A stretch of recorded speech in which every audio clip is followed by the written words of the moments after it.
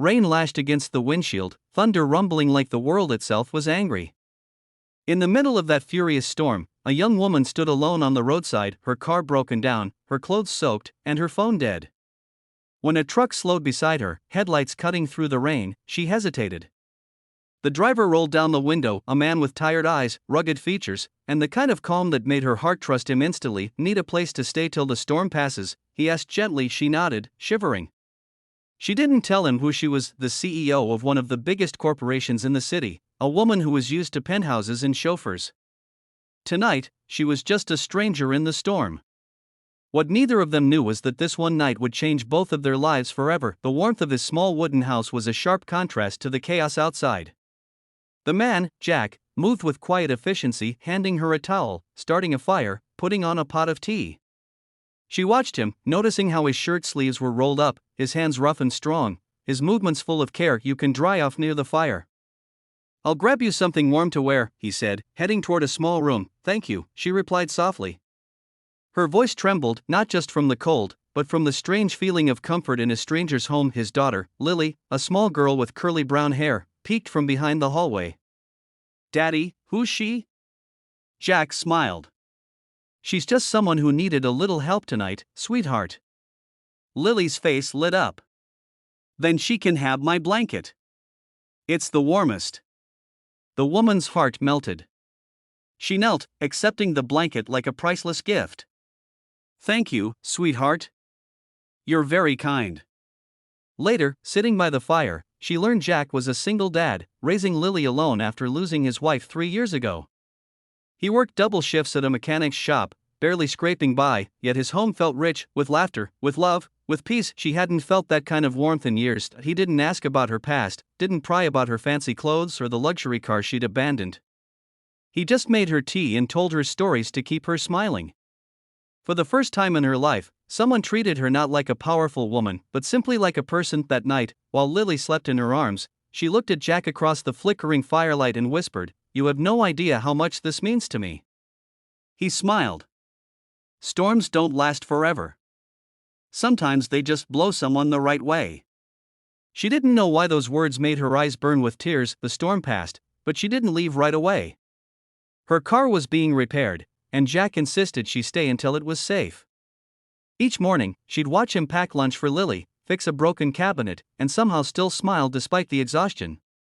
He had a quiet strength that spoke louder than any wealth she'd ever known. She found herself drawn to the simplicity of their life, the shared breakfasts, the small laughter, the quiet evenings watching the rain. She started helping around the house, cooking, reading stories to Lily, and even helping Jack organize his small garage workshop. What she didn't expect was how naturally her heart began to fit there, but she carried a secret. Every time she got a phone call from her assistant, she stepped outside to hide the truth. She was supposed to be in the city, running a billion-dollar deal, not hiding away in a humble house with a kind man who didn't even know her name was Claire Summers, the youngest CEO in her company's history. The guilt grew heavier each day. She wanted to tell him, but every time he looked at her with those honest, trusting eyes, her courage failed. One evening, as they sat on the porch watching the sunset, Jack turned to her. "You've got that look again," he said. "What look?" "The one people get when they're standing at a crossroads." She smiled sadly. "Maybe I am." Jack nodded. "Whatever it is, don't run from it. Sometimes the hardest choices lead to the best places." His words hit deep. She knew then she couldn't lie anymore. The next morning, she told him everything. About who she was, what she did, and why she hadn't said it sooner. His expression shifted from surprise to disbelief to quiet hurt. "So you were never just passing through?" "I was," she said softly, "but I never expected to find something I didn't know I was missing." He looked at her, torn between admiration and distance. "People like you live in a different world. And people like me, we can't afford to dream like that." She wanted to argue, but he walked away before she could. That night, she sat by the fire again, alone this time, tears rolling down her cheeks. For once, the power she held meant nothing. The silence of that small house was louder than the boardrooms she commanded in days past. Her car was ready, and she had to return to her life. Lily cried when she left, clutching her hand. "Will you come back?" She knelt down, her voice breaking. "I'll try, sweetheart." She drove away with tears blurring her vision, her heart heavier than ever. Weeks later, after finalizing a major deal, she sat in her office surrounded by glass, luxury, and loneliness. Every time the rain hit her window, she remembered Jack's words, "Storms don't last forever." Without thinking, she picked up her phone and made a call to the mechanic shop in that small town. "Hi, is Jack there?" Moments later, his familiar voice came through. "Claire?" She hesitated. "I've been thinking. About you. About Lily. About the night you offered me shelter when you didn't have to." A pause. Then a quiet laugh. "We were just talking about you.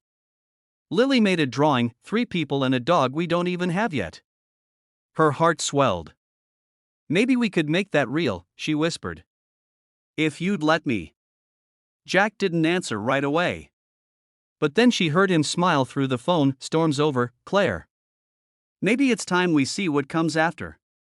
And as rain began to fall softly outside her office window, she realized sometimes love doesn't come from the world you build. It comes from the one that takes you in when you're lost, offers you shelter, and reminds you what it means to truly come home.